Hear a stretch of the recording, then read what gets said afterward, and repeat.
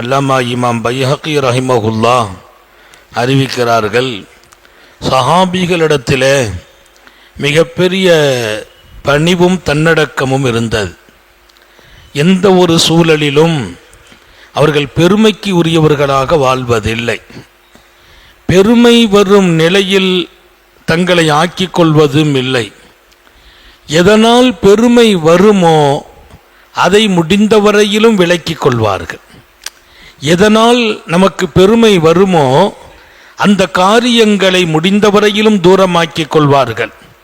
அப்படி தன்னுடைய பணிவை எப்போதுமே வெளியில் சமூக மன்றத்தில் சமர்ப்பிக்கிற இடம் சஹாபிகளுக்கு எப்போதும் இருந்தது. அதில் ஒரு சந்தர்ப்பம்தான் அவர்கள் அண்ணல் மாலிக் அவர்கள் தன்னுடைய தந்தையை தொட்டும் அறிவிப்பார். சையதுனா உமர் உஸ்மான் ரலியல்லாஹு அன்ஹுமா 2 பேர்களும் அவர்களோடு நான் தொடர்பு வைத்திருக்கிறேன். 2 மனிதர்களும் மாபெரிய செல்வாக்குடையவர்கள். இந்த நாட்டினுடைய மிகப்பெரிய ரசூலின் ஸல்லல்லாஹு அலைஹி வஸல்லத்தின் 2ஆம் 3ஆம் ஹலீஃபாக்களாக 2 பேரும் இருக்கிறார்கள். அப்படிப்பட்ட அந்த பெருமக்கள் மக்கமா நகரத்திலிருந்து அவர்கள் மதீனாவை நோக்கி வருகிற போது ஒரு குறிப்பிட்ட இடம் அங்கே இறங்கிக் கொள்வார்கள். அங்கே இறங்கி பொதுவாகவே பயணம் அங்கிருந்து தான் துவக்குவார்கள். வாகனத்திலே அவர்கள் மதீனாவுக்குள்ளே வர வேண்டும் என்று ஏறும்போது அந்த நேரம் அவர்கள் தங்களோடு தாங்கள் மாத்திரம் வாகனத்தில் வருவதில்லை. உங்களுக்கு ஒன்று தெரிய வேண்டும், மதீனாவின் எல்லையில் இவர்கள் கௌரவிக்கப்பட இருக்கிறார்கள், வரவேற்கப்படும் மாபெரிய மனிதர்கள். இவர்கள் எப்போது மதீனா வருவார்கள் என்ற எதிர்பார்ப்பு அங்கே இருக்கும்.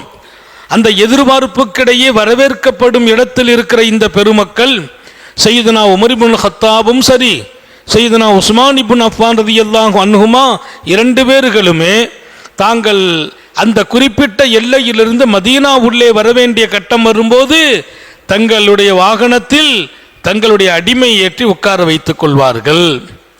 வாகனத்திலே தன் அடிமையை ஏற்றி உட்கார வைத்துக் கொள்வார்கள். ஹஜ்ரத் உஸ்மான் இப்னு அஃபானும் அப்படி செய்தார்கள். சையதுனா உமர் இப்னு ஹத்தாப் ரலியல்லாஹு அன்ஹு அவர்களும் அப்படி செய்வார்கள். இங்கே மிகப்பெரிய வரவேற்புக்கு காத்திருக்கும் போது அவர்களை விட அவர்களின் அடிமையே பல கட்டங்களில் முன்னால் இருந்திருக்கிறார். இவர்கள் பின்னால இருக்கிற பழக்கங்களையும் கொண்டிருக்கிறார்கள். அப்படி வந்து இறங்கும் போது நான் கேட்டேன் எதற்காக? பணிவை நோக்கமாக கொண்டு இது நடக்கிறதா? பணிவுதான் நோக்கமா? நாம் இப்படித்தான் நடக்க வேண்டும் என்று முஹம்மதுர் ரசூலுல்லாஹி ஸல்லல்லாஹு அலைஹி வஸல்லம் இடத்திலே நாம் படித்த பாடம் மக்களும் பார்க்க வேண்டும், நாம் படித்த பாடம் மக்களும் பார்க்க வேண்டும் என்று பணிவை வெளிப்படுத்துவதே நோக்கமா என்று கேட்டேன். ஆம் என்றார்கள். அதோடு மாத்திரமல்ல, இன்னொரு செய்தியையும் அவர்கள் சேர்த்து சொன்னார்கள். பணிவுதான் நோக்கம், இன்னொரு பக்கம் நாங்கள் நடந்து வரக்கூடிய நிலையில் இருக்கிறார்கள் சில பேர்கள், அவர்களுக்கு வாகனம் இல்லை. நடந்து வரும் நிலையில் இருக்கிறார்கள், அவர்களுக்கு வாகனம் இல்லை. நாங்கள் அங்கே நடந்து வருபவர்களையும் வாகனத்திலே ஏற்றி கொண்டு வந்து விடுவோம் என்றால் அவர்களுக்கும் அவர்களின் கஷ்டத்தை நீக்கிய வாய்ப்பு எங்களுக்கு கிடைக்கிறது. நடந்து வரக்கூடியவர்களை எங்கள் வாகனத்திலே ஏற்றி கொண்டு வந்த பாக்கியம். இன்னொரு பக்கம் நாங்கள் இப்படியும் இருக்க விரும்புகிறோம். நாட்டில் உலகத்தில் பல அரசர்கள் உண்டு, பல மிக பிரமாண்டமான மன்னர்கள் உண்டு. அந்த மன்னர்கள் எல்லாம் எப்போதுமே தன்னோடு இன்னொருவரை வைத்து பயணிப்பது இல்லை. அதிலும் குறிப்பாக மன்னர்களின் அருகாமையில், அரசர்களின் அருகாமையில் அடிமைகள் நிற்கவே முடியாது. எங்கே உட்காருவது? எங்கே அடிமைகளுக்கு முன்னாலோ பின்னாலோ இடம் கொடுப்பது?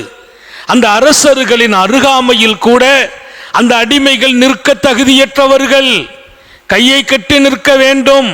அப்படியெல்லாம் ஒரு நிலை இருப்பதை நாங்கள் மாற்றி அமைக்க பிரியப்பட்டோம். எப்படி? உலகத்தில் வாழ்கிற அரசர்களை போல் மன்னர்களை போல் மாணவியின் ஹலீஃபாக்களான நாங்கள் இருக்கக்கூடாது என்று ஆசைப்பட்டோம்.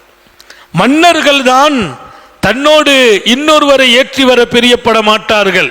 மன்னர்களுக்கென்று ஒரு செல்வாக்கு இருக்கிறது, மதிப்பு இருக்கிறது, ஒரு கௌரவமும் பெருமை இருக்கிறது. அந்த பெருமையும் கௌரவத்தையும் நாங்கள் விரும்பவில்லை. எனவே பிற நாடுகளினுடைய மன்னர்களைப் போல் நாம் இருக்கக்கூடாது என்பதையும் வெளிப்படுத்தும் வகையில்தான் நாங்கள் இப்படி வருகிறோம் என்றார்கள். சையதுனா உஸ்மான் இப்னு அஃபான் ரலியல்லாஹு அன்ஹு அவர்களும் சையதுனா உமர் இப்னுல் கத்தாப் ரலியல்லாஹு அன்ஹு அவர்களும். வாழ்க்கையில் மதிப்புகள் வரலாம், மரியாதைகள் வரலாம், செழிப்புகள் வரலாம், செல்வாக்கு வரலாம், பதவிகள் வரலாம். அத்தனைக்கு மேலாலும் நாம் அமைதியாக, அடக்கமாக, பணிவாக இருக்கிற போதெல்லாம் நம்மை அல்லாஹ் உயர்த்தி கொண்டே இருக்கிறான். எந்த சூழலிலும் பணிவை, தன்னடக்கத்தை நாம் இழந்துவிடக் கூடாது என்பதற்கு அழகிய முன்மாதிரி தான் உத்தம நபிகள் ஸல்லல்லாஹு அலைஹி வஸல்லம். அந்த வாழ்க்கையின் தொடரை இந்த மண்ணில் வாழ்ந்து காட்டிய பெருமைக்கு உரியவர்கள் தான் மாநபி ஸல்லல்லாஹு அலைஹி வஸல்லம் அவர்களின் முத்தாய்ப்பான சஹாபி பெருமக்கள். எல்லாம் அல்லாஹ் அந்த வாழ்வை நாமும் எடுப்பதற்கும் நடப்பதற்கும் பின்பற்றுவதற்கும் தௌஃபீக் செய்வானாக. நீண்ட நெடிய நாட்கள் நோய் நொடிகள் இல்லாமல் உடல் ஆரோக்கியத்தோடு மன நிறைவோடு இன்பத்தோடு அல்லாஹுவை நின்று வணங்கி வழிபட்டு வாழும் நசீபையும் பாக்கியத்தையும் எல்லாம் அல்லாஹ் உங்களுக்கும் எனக்கும், நம்மை ஈன்றெடுத்த தாய் தந்தையர்களுக்கும், நமது மனைவி மக்கள் உற்றார் உறவினர் யாவருக்கும் கொடுத்தருள் புரிவானாக.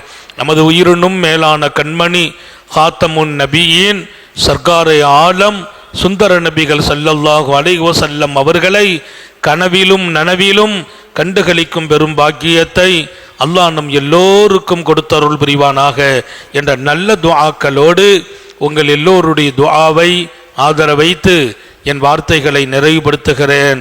வாஹிரு தாவானா அல்ஹம்துலில்லாஹி ரப்பில் ஆலமீன். அஸ்ஸலாமு அலைக்கும் வரஹ்மத்துல்லாஹி வபரகாத்துஹு.